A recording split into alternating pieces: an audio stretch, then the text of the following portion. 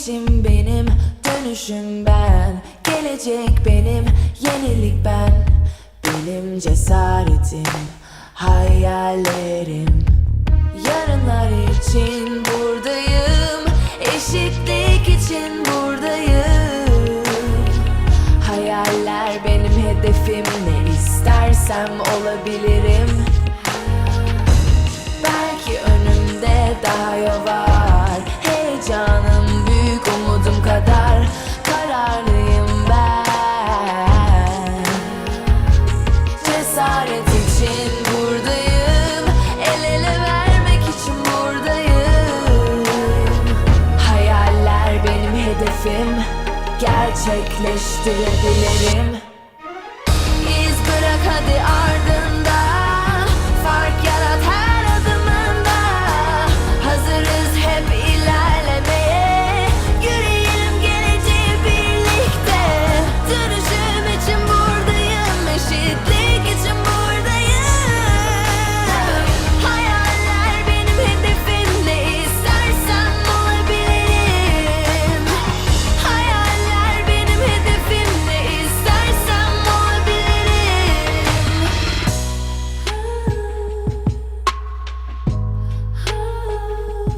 Koç topluluğu olarak teknoloji ve inovasyon alanında fırsat eşitliğine hedefliyor. Bu alanda çalışan, liderlik gösteren kadın oranını artırmaya ve kız çocuklarını desteklemeye söz veriyoruz. Çünkü hayaller hedefimiz.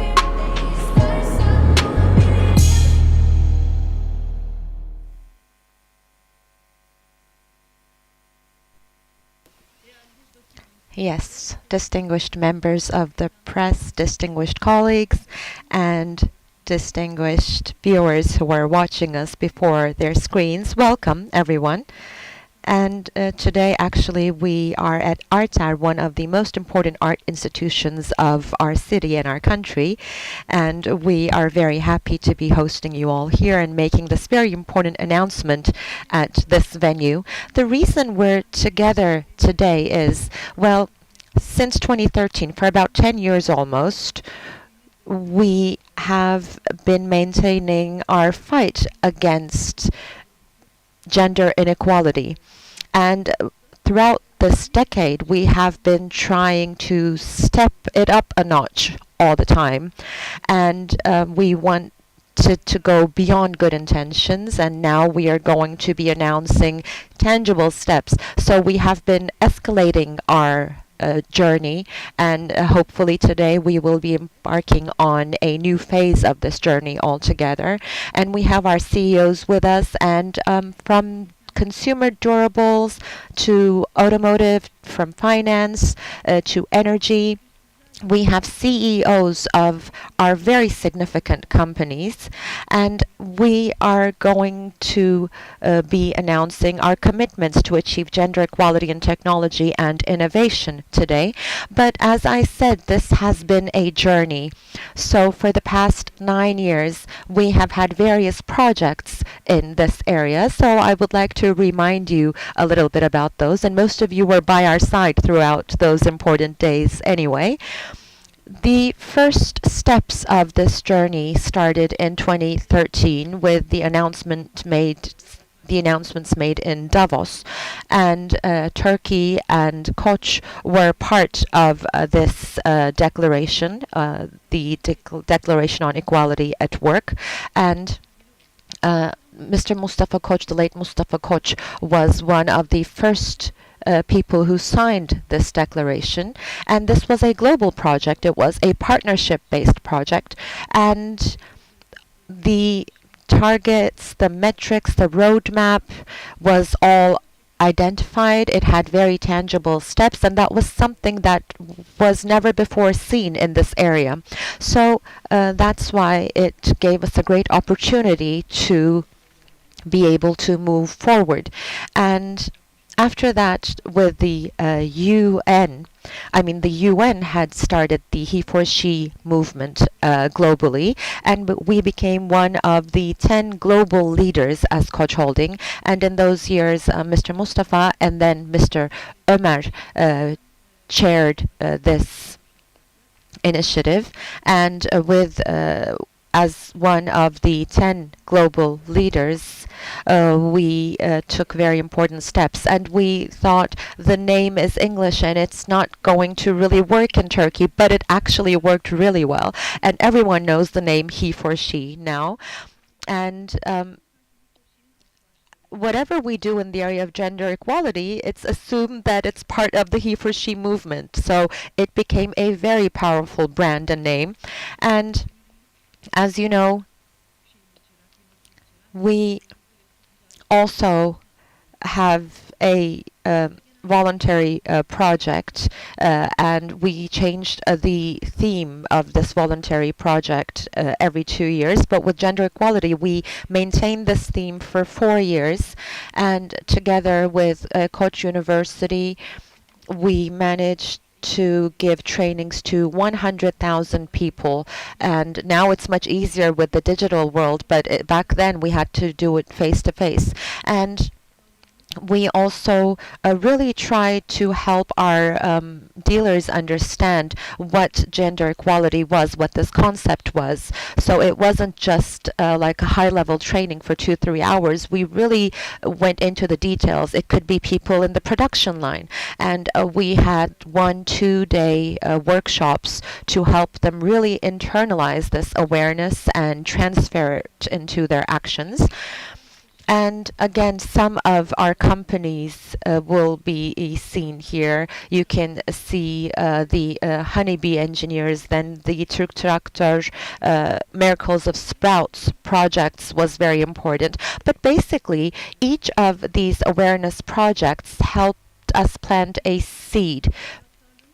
And the companies really had employees who took on leadership in this area. They had a faster pace than us almost. I mean, we are a huge family. We have 110,000 employees across the group. So you may not be able to create awareness in every single person, but you create an awareness in a certain portion, and that really helps fire things up. So of course, brands and communications was also very important, because at one of the UN conferences, it was with Georgetown University, they had a research conducted in New York, and they looked at all the subtopics which were important about gender equality, and it seemed that prejudices were the most important issue. So then they looked into how these prejudices could be battled, and it is mass communication. It's more important than education. They always say, if she can see it, she can be it. So TV series commercials are very important for girls to be able to see things and then have dreams around those. And with workshops, we had trainings about communications that are gender equality focused. And again, in the he for she movement at the global level, it was selected as a best practice. And after training all of our educations, we also worked with the social media agencies and advertising agencies of all of our companies. So around 70-80 agencies had one-day workshops provided by the Koç University, and they all went through this gender equality in communication workshop. And then we worked with TÜSİAD, the Turkish Industrialists and Businessmen's Association, because we wanted to transfer this into the TV series. Now, as you know, TV series are a very important soft power in Turkey, and they are also a very important export item for Turkey. And we saw the 12 series that got the highest ratings at the time, and we had one male and one female academician who reviewed these series. And of course, as you can assume, it was very problematic in terms of gender equality. I mean, the characters, the professions, they were all really bounded with these prejudices. The male and female role models were really restricted. And now if you can see good examples in TV series, I guess we don't need to be too humble about it, and we can say, yes, we had an impact on this. And There we actually were the facilitator in bringing the people who worked in TV series, and they actually came up with their own principles in these programs that we facilitated. So we can continue, and our next step was again with the UN, and we focused on the WEPs, the Women's Empowerment Principles, and with 30 of our companies we signed these principles, and we were the biggest group at the global level who signed the Women's Empowerment Principles. Now, why are these international agreements with the UN important? Well, you kind of find a pre-written format, so you don't need to rediscover the wheel. And we had a chance to learn from one another. And of course, when you sign an agreement or a declaration, it's a commitment you make. And there are also principles that are identified within WEPs that you need to work with every year. And we are talking about commitments. Now, why are we saying that? Well, because goals are very important. I mean, when we look at everything we've done, yes, I'm very happy with the things we've done, but is it enough? I mean, when we look at the results, yes, there is a lot of noise, but too little progress. That's the case not just in Turkey, but across the world. And I am quoting Hillary Clinton here. And this was, she was Secretary of State, and she was at a UN meeting, and she said something like this. She said, gender equality is like raising a little child. You know, you can't say, oh, okay, he or she is calm right now, so I can turn my back. No, because as soon as you turn your back, there could be a catastrophe. So you basically need to keep an eye on it all the time, and you need to have targets and quotations to be able to monitor the progress. So coming to what we are doing today. Now, in 2015, the UN decided to gather all their activities in this area under an umbrella, and they call this generation equality. So in 5 years' time, I mean, it was different from their previous projects. They want really tangible and measurable KPIs because, I mean, I said that earlier. I said there's too much noise, but too little progress when you look at the results or the percentages, or sometimes no progress whatsoever.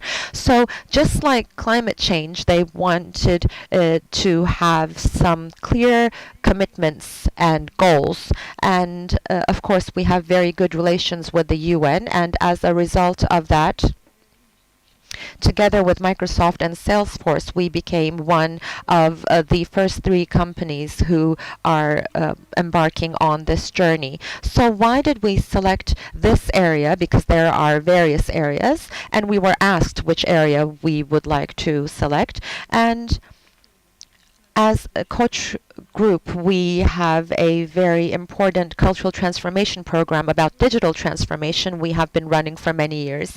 And we thought we could easily transfer this know-how into the area of gender equality. So why girls and women? Well, as you know, when we look at the professions of the future, most of them require an infrastructure in the area of technology and innovation. You will see the figures shortly. Yes, you can see them now. And when you look at it, we are talking about 80-90% in the rate of professions that will require technology and innovation as a background. And when we look at the strongest 20 economies, women engineers are at 15%, and in cloud computing, women's percentage is at 12%. And in Turkey, girls that receive STEM education are at 14%, and in information technologies, women are at 1.6% in terms of education. So we need to understand the risk of this gap growing larger and larger. So that's why we focused on girls and women in the area of technology and digital transformation. Because if we want equality for the future, we definitely need to focus on this area. And also for a better world, we need this. I'd like to give an example from Metaverse.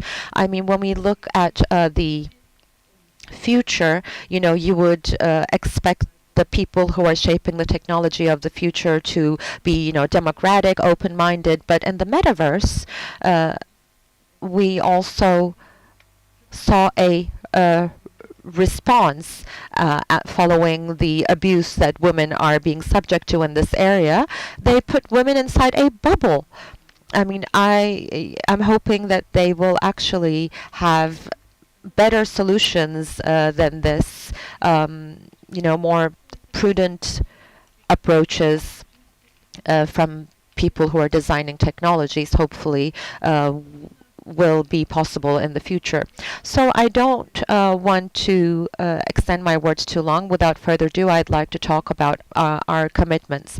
Now, we announced our first commitments in Paris in the previous years, and we had an activity for about 1 year, and I would like to thank you all in advance, because with your leadership, your teams, diverse teams, have been putting an effort into this area. I mean, engineering teams, R&D teams worked all together, because we are actually giving you commitments which are measurable, and I'm going to be starting with Arçelik first of all. So Hakan, of course, in sustainability and ESG, so environment, social, and governance, not just in Turkey, but globally, you are the sector leader in many indexes. We can see this. And now you are carrying this further, and you're adding gender equality in the area of technology and innovation to this as well. And of course, not just in Turkey, but you have operations across the globe. So all these commitments will have an impact at the global level as well. So if you can tell us your commitments with good examples, as always. Thank you very much, Ms. Oya.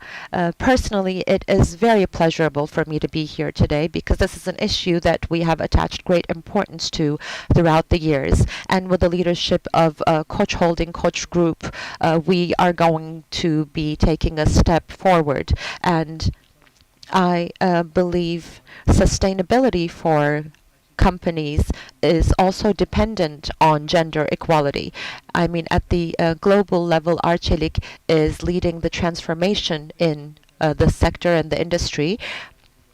And when we look at indexes today, we see that gender equality is as important as environmental sustainability. So on one hand, we are focusing on decarbonization, trying to mitigate our carbon emissions, and we know what to do there as industrialists. But when we talk about social transformation, culture, history, geography, these are all impacts. I mean, the level of development, education, these are all factors that have an impact. So we are having to struggle against many rooted problems in these areas. So we have 6 commitments for ourselves, and these are global commitments or targets, and they're all interconnected, really. And why am I really aware of this? Well, my daughter is 9, and when she was 4, she started school, and she said, I want to play football. And there are no other girls playing football in her school. And this discrimination, unfortunately, starts at that age. It starts with the parents, because they give dolls to girls to play with, and they give balls to boys to play with. So social transformation is a very important concept here, because families, social institutions, governments need to prioritize this issue. If that doesn't happen, we can't really succeed. So why are all these issues interconnected? Well, our goal is to have more women work in STEM areas, innovation, technology, R&D. And to be able to do that, we need to be able to recruit women engineers. And for that, we need to have some women engineers who are raised. Now, Ms. Oya shared the figures. It's only 14%. So in education, the STEM ratio is at 14%. So our targets are quite aggressive compared to that. And that's how we try to set our targets. Our first target is to have around 100,000 girl students between the ages of 10 to 14 receive STEM education. For example, in 8th grade, there is no technological design textbook, we discovered, and we designed a textbook. And we want to prevent girls moving away from the STEM area between ages 10 to 14. And we want them to know that they can have a future in this area, and that actually if they prefer STEM, it will be actually an advantage for them in the future. And secondly, we have an education, a training program where we support women engineers, and we have had 120 women engineers who went through this program, and 12 of them we actually recruited. And we are a little selfish with this program because we end up recruiting most of the people who go through this training, and we really want to disseminate this across our plants globally. I mean, Pakistan, Bangladesh, South Africa, these are quite challenging areas, and Arçelik has very important market share in these countries. So we want to disseminate these targets to those regions as well. That's our first commitment. Secondly, we want to improve the women entrepreneurship ecosystem in Turkey. Now, our innovation and R&D infrastructure is very strong, and we talked about our garage innovation hub many times. And through this lab, we want to have 5,000 women experience product development, and we want to provide them with some financial support as well. So we are going to open that area for women. And another target we have is we want to increase our number of dealers, women dealers, significantly. Now, we actually have a very nice project, 100 women dealers. Now, this is actually an error we made, I believe, because it sounds like when we reach 100, we will be successful, and that's not right. And by the way, we have a lot of women dealers as part of this project. We didn't reach 100 yet. So basically, in total, we will go from 3% to 25% when we achieve this target. And why do we want to focus on this area? They're not engineers, but they're entrepreneurs. Because when we compare, we saw that our new dealers, our new women dealers, are more successful than our new men dealers. So this will also be an improvement for Arçelik when we do this. Our third commitment is to have the number of women, or the rate of women working in the STEM area globally, go up to 35%. So again, in education, we are talking about 12 to 14% share of girls in STEM training. And to be able to have the number of girls and women working in the area of STEM go up to 35% is quite an ambitious target. And basically, we are committing to recruiting the women and girls coming from such educational backgrounds. And finally, we want to increase our number of women technicians. We have our 500 Women Technicians project, and we have around 11,000 technicians in the field, and 7% of that is women. When you look at it stereotypically, society expects technicians to be men. But when they see a woman, they are very happy. So we create customer satisfaction as well. And also, they are very meticulous with the things they do. So it is also an improvement on our side. Thank you very much. Well, thank you, actually.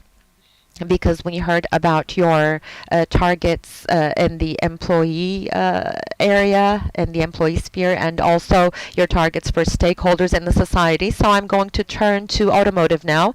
Now, Mr. Haider, as an engineer yourself, you have been working in R&D and engineering, and you have had important initiatives to increase the number of women employees, but you discovered that the problem was the candidate pool, right? And for 7-8 years, you have been focusing on expanding this candidate pool. So let's hear it from you a little bit and your commitments. Well, I would like to start from this final point. Now, Ford Otosan started doing this years ago. So 35 years ago, in our Eskişehir plant, when I went to visit, I looked at the truck assembly area. And the engineer there said, "Come, I want to show you something." And he took me to a line, and it's usually men, but in the final assembly area there were around 30-40 women. It was around 88 or 89, I believe, 1988 or 89, and I was quite surprised. And he told me, he said, "We did this and we really saw the improvements in quality, in terms of their commitment to work, and also a much better working environment." The environment, the dynamic changes when men and women work together. So I was very happy as a young engineer, and after years when I became an executive, I was giving this example of this line in Eskişehir, this production line, and I went there again and none of them were there anymore. So it is very important to be good intentioned and develop projects, but it doesn't work that way. Like Hillary Clinton, you shouldn't turn your back, right? Yes, exactly. I mean, you need to have mechanisms in place that will monitor that all the time. And basically, I mean, we all say this. We are talking about equality, freedom, women in the workforce. But when we look at the companies we are running, we all have deficiencies in these areas. We actually have losses in these areas. So I wanted to emphasize the importance of this issue once again. Now, Ford Otosan, of course, is a very old company. First Otosan and then with the partnership with Ford, it's been over 60 years and we are a very lucky company.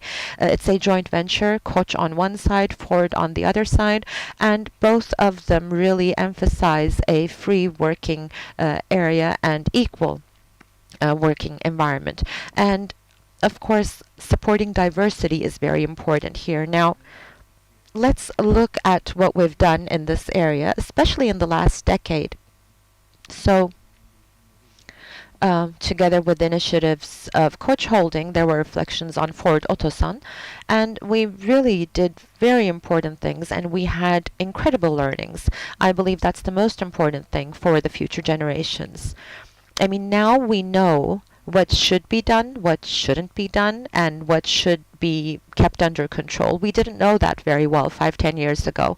For example, 8-9 years ago, we established a rule in the company and we said the field workers, so those who are working on the production lines, we said there's going to be a 50% quota for women while recruiting. And when we look at it, we are really far from that target still. And I'm going to tell you why in a moment. And the people working in the office said, let's increase this up to 70%. And then we looked at it a couple of years later, and no, it doesn't work with the quota because there isn't anyone in the candidate pool. So when we looked back, we found the reasons, the underlying reasons, and we created a very valuable project. So I'm going to park this for now, but as an output of all of this, we became the automotive company with the highest rate of women's recruitment. So we noticed that we are doing something right, and we saw the outputs. And you also need to create the work environment that is necessary for this. And there are certain aspects to this. I'll give you a good example. I think it was 10 years ago. We looked back and we said, do we have equal practices for women? I mean, do they have the same fringe benefits and same salaries? And we were really scared looking into this. And thankfully, we realized that we did not have any inequalities.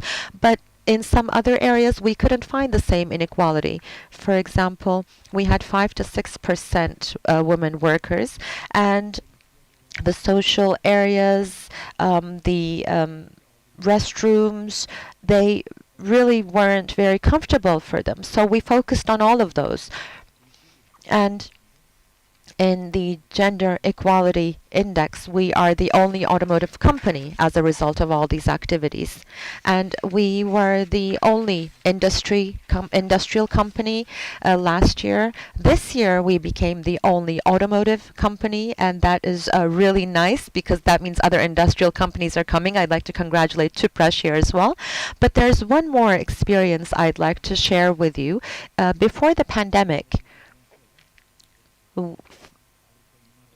we have the EBRD financing our investments, and of course, we borrow hundreds of millions of euros worth of loans from them every year. But for the past 5 years, they also added this bullet point as a part of the UN mandates and things. And they actually conducted a competition within themselves, and that was creating the appropriate work environment for corporate gender equality. So that's what they are looking for in companies they are lending to. And then they also look at which one is the best. And Ford Otosan was selected the best company in that sense. And they took me to London, and there were 300 something participants there. And that was very important for my own personal development. Out of the 300 people, 298 of them were women. For the first time, I felt like a minority. Oh, we're really used to that. We usually see 298 men in those environments. Yes, and for me, it was very important being granted that award in that hall. And we see them still every year, and they always recognize our work in this area.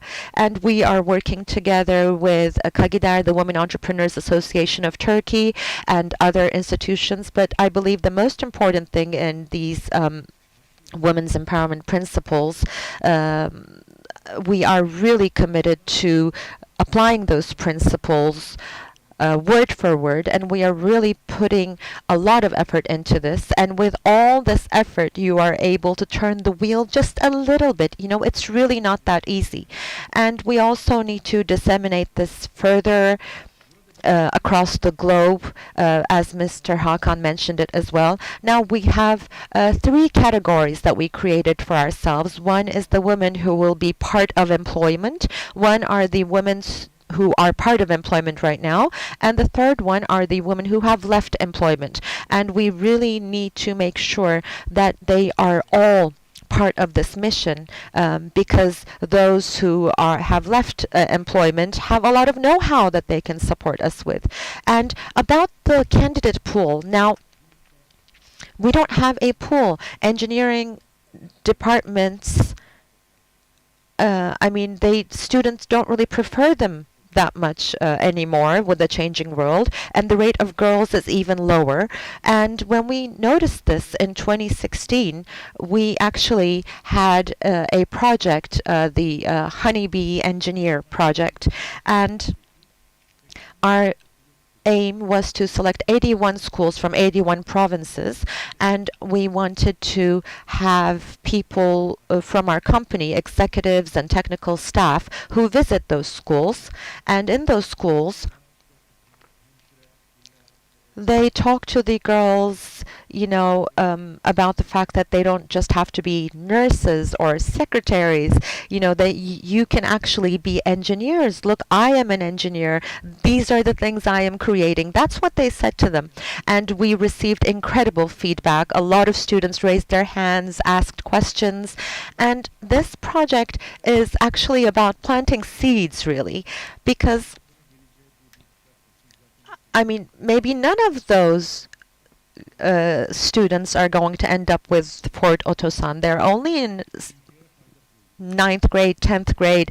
They still need to go to college, etc. But it was basically planting seeds, and it was very important. We need to set targets, of course. That's also very important. And as Mr. Hakan mentioned it, these are really ambitious targets, reaching 100,000 women, and not just reaching them, but working for the infrastructure to make sure they make progress, and convincing them. It's very easy. It's really not easy. And to increase the people working in technology and innovation to 30% women. And currently, we basically are talking about 30% of all of our workers at all levels. And this is a very ambitious target. Of course, we can't achieve this alone. Our dealers need to be part of this system as well. So we're not doing that bad. We don't make a distinction between automotive and automotive sales or truck sales dealers. So we see women who are working in all of these areas, and we have very good examples, but we at least need to multiply this. And also 50% of our executives. That may be the most challenging area. We talked about world examples, and there are high figures that are being mentioned at the world level. But most of them are family-owned companies, family businesses, and it's basically their family members who are creating this rate. So when we put that aside, we don't really we're not really very different from one another. And then we have a company called Drive Venture, and they invest in startups. And we have a rule that we're applying there now. If a startup does not have 50% women employees, then we will not be working with that startup. And I believe that's going to be a very important initiative for the future as well. That was great. Thank you very, very much. It sounds like music when you talk about this. And another one of our automotive companies, Türk Traktör. Now, when we first started with Türk Traktör, Mr. Aykut wasn't there at the time, and we were collecting the figures, and we saw the field workers number is 0. I thought they didn't submit it, and I said, when are they going to submit this number? And they said, they submitted it. It's 0. And I was like, really? Not even one woman employee in the field. And you made a lot of way as well. And we talked about, professions not having a gender. And we talked about breaking the prejudice in this area. And just the way Fort Otosan focused on expanding the pool, Türk Traktör focused on breaking down these prejudices. Let's hear the details from you. Let me start from where you left off, actually. Now, Türk Traktör is a 68-year-old company. It's in automotive as well as agriculture, really. And in the company culture, I recently joined the company, but in the company culture, something I really noticed is that besides operational achievements, we are touching many areas, many parts of society. When we talk about agriculture, we are touching many areas. And we try to pioneer in all areas, not in terms of just production, but when we touched farmers or when we touched other sectors of society, we always try to pioneer things. And as you mentioned, after that year, we started to have women working in the field, and today we have women working in the production line. And when you come to Tuk Traktor today, you actually see that. So the beginning is important. I mean, starting is very important, but then having a target is also very important. So we have a lot of projects for women farmers as well. And what we are trying to do today is we are trying to raise our target a little higher, and we want to gain speed. And in the ecosystem that we are touching, within 5 years, we want to have various empowerment opportunities, employment opportunities, and we want to hopefully touch 30,000 people. And yes, one part of this is to fill up that candidate pool, but also in our training programs, we are focusing on various target groups. And to talk about it briefly, especially in this STEM area, we want to have the number of women and girls go up to 50% among our employees. And in the recent years, our performance has been doing quite well, and we don't have a lot of office employees, as you know, so it was a little easier for us maybe. So we reached 30% already, and 50%, I believe we can achieve this before 5 years really. And we then want to disseminate this to the pool, the candidate pool. So we want to have the same positive discrimination for internships and for new recruits. And when we look at our 3 commitments, we actually have 3 main areas. One is the development programs. Now, as you know, we are talking about new competencies in our world, for us as well. I mean, we went to college 30 years ago, right? And with every new year, we are also trying to put effort into learning new things. And entrepreneurship, innovation, agility are all becoming important competencies in our day, and also data, for example.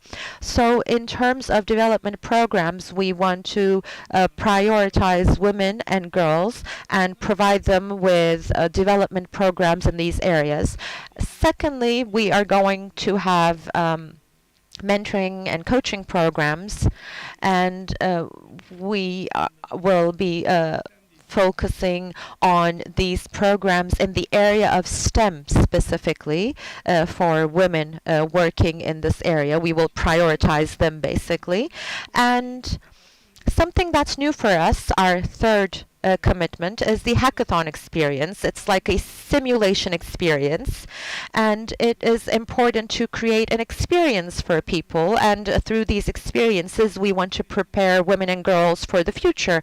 And you mentioned this in your speech. Women need to be equal in all parts of society, and we can see in the statistics that you mentioned, in technology and innovation, women are really starting from behind, and the world has been changing in the last decades. And what is changing the world? Well, it's technology, new competencies that are changing the world. So at least I believe women and girls should not be disadvantaged in these areas. So this is how we grouped our commitments, and we want to reach 30,000 people in 5 years. Wow, that's great. From 0 to this point, that's really nice. This is actually a very tangible story of a journey. Now we are going to turn to Tüpraş, the energy sector. And the energy sector is a very male-dominant sector as well. And of course, energy is also very important, with the climate issue becoming very important. And it is probably one of the sectors that will change the most. And you have important commitments and initiatives to attract women to this area, I know. Let's hear it from you. Well, thank you very much. And first of all, such a comprehensive program is being carried out by Koç Group. Once again, I would like to thank you for your support. And of course, we are having many activities in this area, and it is very nice to have this framework, this umbrella as well. So yes, as you talked about it, the energy sector all across the world, not just in our country, together with information technologies, has the least amount of women employees. So when you look at it as the energy sector in general, women employees is at around 22%. And in our area, in refineries, it's worse. It's around 15%. So this is a problem, yes, but this problem is coming from the pool problem once again, all across the world. Because back in the day, it was, things were deemed as women's professions and men's professions. And that's why it turned out to be this way. Now we have an equipment that, a compressor, for example, that's like 10 meters high. It's like an apartment building, and it has this huge valve to be turned, and that's why it was associated with men and strength, muscle power. So we are now trying to change this perception as well to demonstrate that women can do this as well, and we wanted to employ women in the field as well. And right before the pandemic, we actually started our recruitment in that area. Unfortunately, with the pandemic, it came to a halt, but we will continue. And basically, in all our refineries, we are saying there are no men's and women's professions. Women can also turn those huge valves. So that's where we started off, but as you mentioned, we should never turn our back.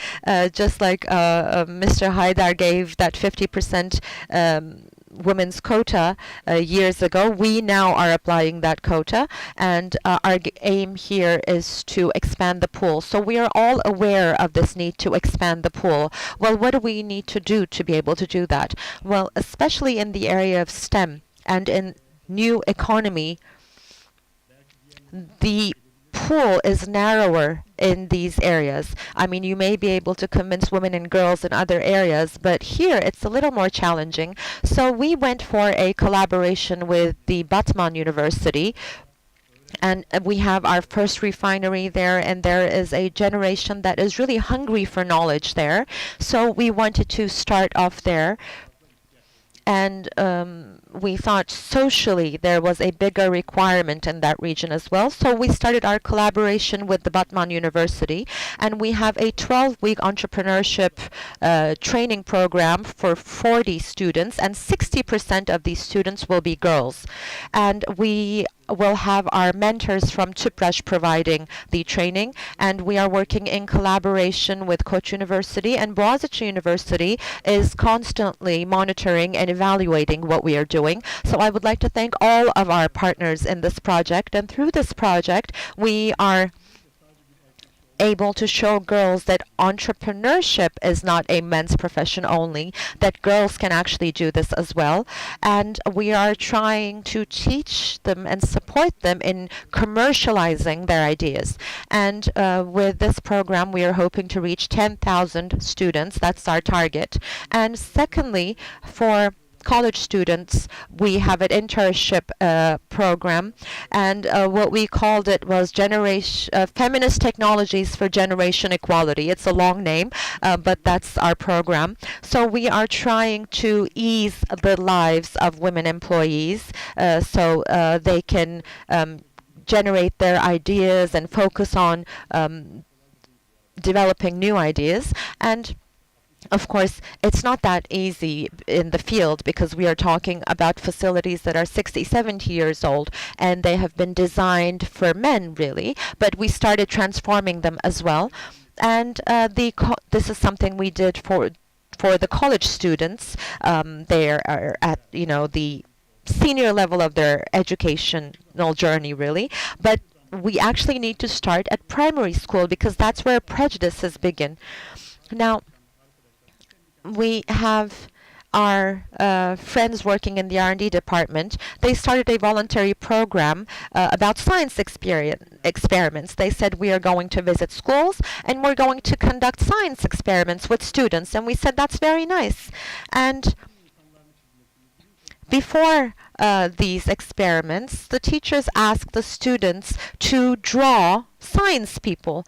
And all the students drew men, science men. So after seeing our experiments, because there were women who were there, they started to draw science women when they were asked to draw a science person's picture. So that is a very nice improvement, and we aim to reach 90,000 primary school students, one through these science experiments. If the pandemic allows us, we will do this face-to-face. But most importantly, we are working with the Ministry of National Education as well. We shook hands, and we have our online videos that we have shot, and we will be able to offer these science experiments online as well. And we will make sure it is our women mentors who are doing this. And also, we had our robotics coding classes. We created these labs in the cities that we operate in the schools in the cities that we operate in. And this isn't just a one-off project. We maintain this project, and what we do is we try to add technology and innovation to the curriculum. So we're not just focusing on robotics coding. There is the innovation, marketing, entrepreneurship side, and girls and women can do this as well. That's what we are trying to achieve, and we are aiming to reach 90,000 students and 100,000 students in total. And of course, we have our targets within our company as well. Again, it's about the pool and the family structure as well, but we really want to have 25% women board members in 5-6 years time. And also talent pools are very important. We need to maintain a 50% level there for women, so that they can actually apply for executive positions equally, because if they're not in the pool, you're not able to recruit them to those positions. And 2 years ago, we also started to improve our figures in field workers. And by the way, in R&D, we are already at 63%. 63% of our R&D employees are women. We are a little lucky because our R&D department consists mostly of chemical engineers, and chemical engineering is an area that is mostly preferred by girls. But when we talk about, a more hardcore machinery, unfortunately, this figure drops. But generally, in the area of STEM, we want to have our women's employee rates go from 23% to 40%. So it is a pool issue. We may steal a little bit from Mr. Haidar's pool as well. Well, it is challenging, but we are making commitments, and that's why we will be achieving these commitments. So now I am turning to another one of our energy companies, and you focused on specific areas as well, and this was a project that you had together with the Turkish Industrialists and Businessmen's Association, saying the business world is against domestic violence. Now, at the beginning of the COVID pandemic, there was a spike in domestic violence with, people being locked into their homes, and of course the psychological challenges this time created caused an increase in domestic violence. And IGAZ acted very rapidly, and together with UN Women, they had a project. And when you think about it, IGAZ is able to go into households every day while they are developing gas cylinders. So we managed to inform women about what they can do in such cases. Let's hear it from you. Well, thank you very much, Ms. Oya. IGAZ, for many years, has been focusing on this social issue, this gender inequality issue, and of course, with Coach Holdings' leadership, we are further encouraged in this area, especially violence against women has become a very important issue for IGAS. I'm not just talking about our employees, but we also have an incredible network of dealers. We are at 4,000 spots across Turkey, and we're really going into the veins of Turkey, if I may. So we are trying to make use of that network. And this is an issue that we have really embraced. And what I will be talking about here today will basically be our new projects, which will take all of our activities one step further. Now, Mr. Ibrahim said, refineries, energy sector are the areas which we see the least amount of women. Well, it's even worse in the LPG sector globally. It's really a male-dominant sector. And we are trying to change this in Turkey. And when I visited the facilities when I first came, I wouldn't see any women workers. I would only see women in the office, and it was really interesting for me. And it's quite challenging, because we don't receive demand from women either. Maybe they don't find themselves eligible, or maybe there are some prejudices. They think, cylinder gas, why? But there are really good examples, and we are really trying to put effort into changing these prejudices. And we are constantly trying to underline that there should be no distinction in professions about being men's or women's professions. So there are two main goals we would like to share with you today. One is a targeting the society in education, mentoring, and scholarship projects. We want to reach 100,000 girls and women from various age groups. And our main goal here is, we're talking about innovation, digital transformation, technology. Yes, there are great opportunities there. However, there is also a huge gap that is being created. So the pool issue is a common issue that we all have, and we all see this very clearly. And as companies like ours, we have a very important role to help reduce this gap. And this is our first goal. We want to reach 100,000 girls and women. And secondly, we have our own internal transformation target. As I mentioned it, IGAS, unfortunately, due to its sector, has a very low amount of women working in the field. But when we look at our total number of women employees, we are committing to increasing it from 13% to 35%. Now, as the executive team, we're not doing that bad. We are at 37% in the executive team, and we are trying to increase that as well. But technology and innovation, we see the numbers are quite parallel in the world as well, but we really want to go up to 35%. That's our commitment. Now, I'll go into the details a little bit. Now, we're saying from 7 to 70, we want to reach 100,000 girls and women. And we are talking about a really wide array here. And we had a very successful project for primary school students. And we had a project about climate change, and it was very successful.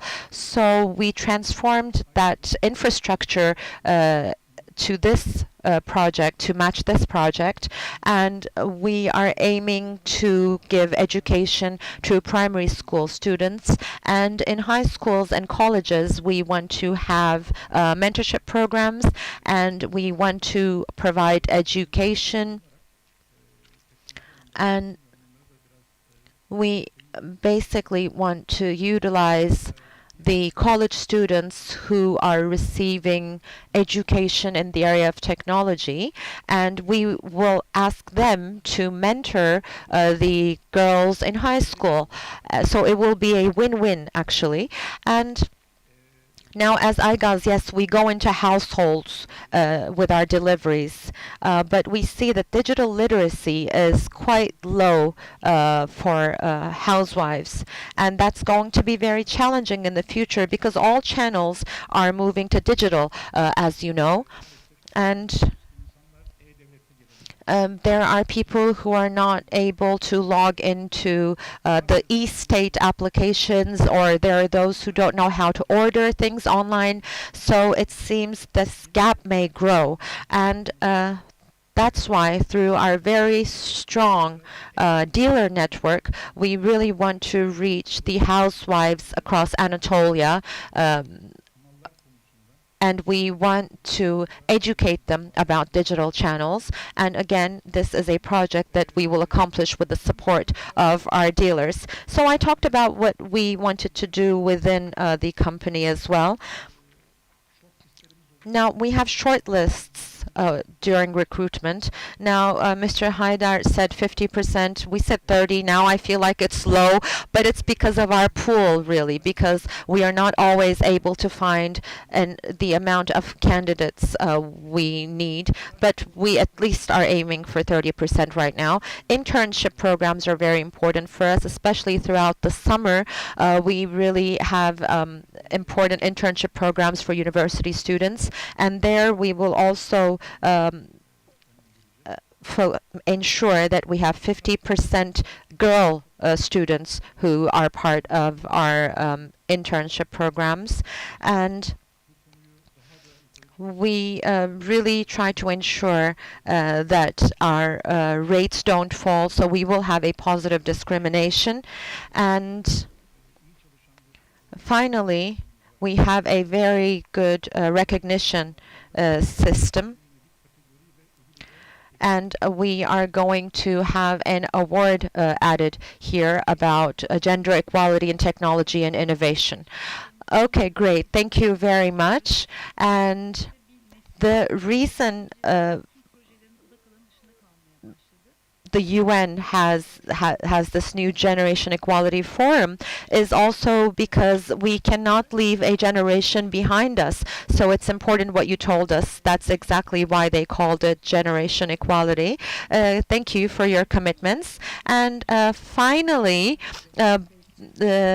we will move to the finance sector, maybe the most transformative sector, and we will hear from Koç Finance, and we have a very influential woman leader who will be sharing the commitments of Koç Finance.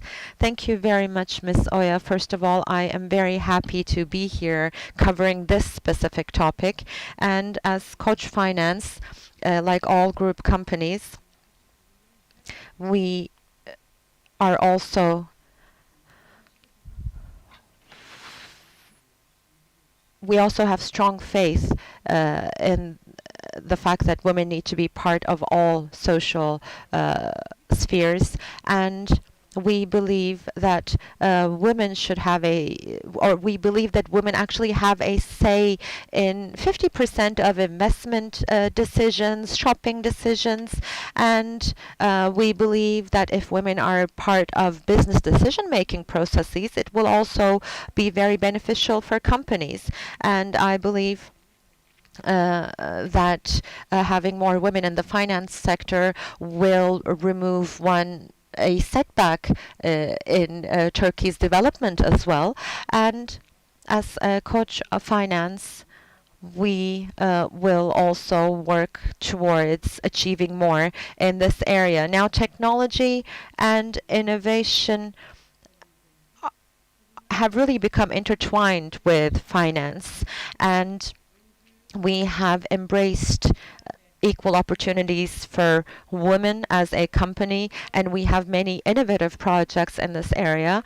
And we believe that diversity creates richness in all areas. I mean, different perspectives, creativity really increase the quality of business decisions. And we see this in our business results because at Koch Finance, we have actually achieved equality. We have 50% women and 50% men among our employees. And with the commitments we will be announcing today, we want to carry this further, and not just for our company, but also across our area of influence, sphere of influence. We want to disseminate this, and we will try to contribute to women finding the things they deserve, the inclusion they deserve.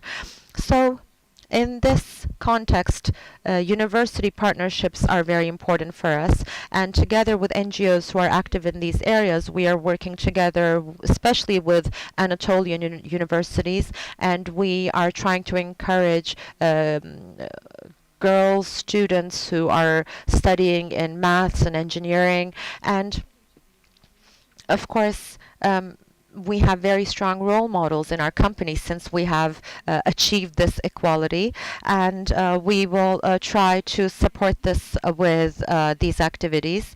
And again, with NGOs, we are aiming to have scholarship programs for girls studying in engineering and maths departments, and we have inequality at our executive level as well, and we really want to maintain this and actually go even further.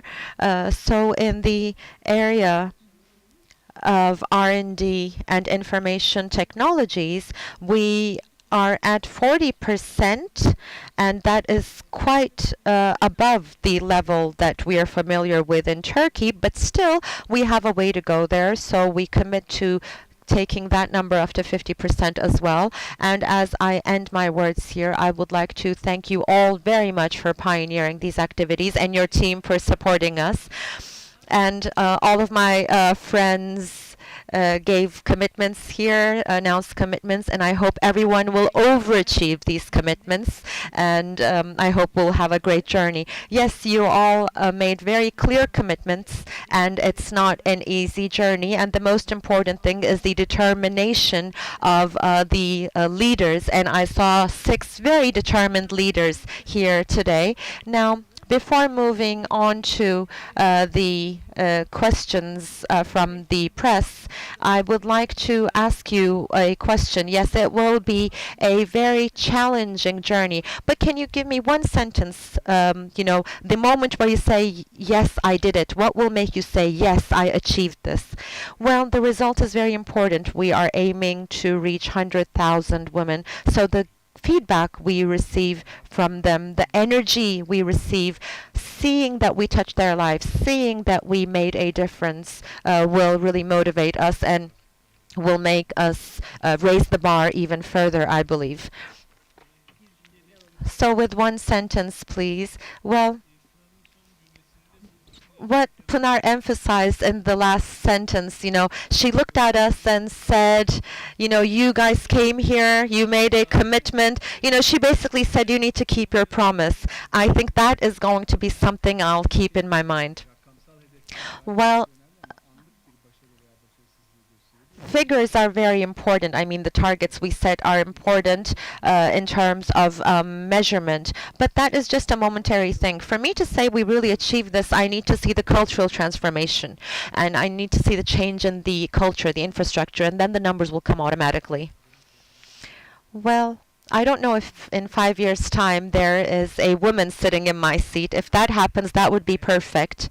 But if that doesn't happen, at least in our hierarchical structure, I hope the person who was a candidate for my position will be a woman. Well, I said collaborations with Anatolian universities is very important for me, and if I see the women graduating from these universities leading projects in the area of technology and innovation in Turkey, and if I really see that we inspire people with these projects, then I'll say, yes, I achieved this. Well, It's like the starfish thing. I mean, changing the life of one single woman, one single girl is even very important, but it's our promise to reach 50% women employees in the energy sector. Once we achieve that, I will say, yes, we did it. So before we move on to the questions, we have live sessions that we will end. And before that, I actually want to ask you for something. Now, it is really important to increase awareness in this area so that the public asks and demands such projects from us. So it is very important that you keep these issues high on the agenda. You know, we really need to separate the wheat from the chaff. I mean, we need to focus on institutions that are really making tangible contributions and encourage them. Thank you all very much for joining us, and have a good day.